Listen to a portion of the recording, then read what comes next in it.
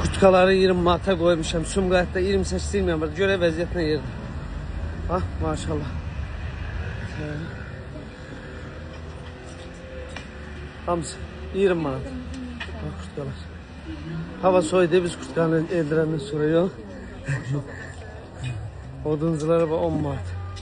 Salam əleykum Zesmin. Ha. Nəfər gedir? Kurtkalar 20 manata çoxdur. Həddən artıq çoxdur. Bu gün 29 noyabr başlamışıq. Sonra hər şeydən bolluqdur.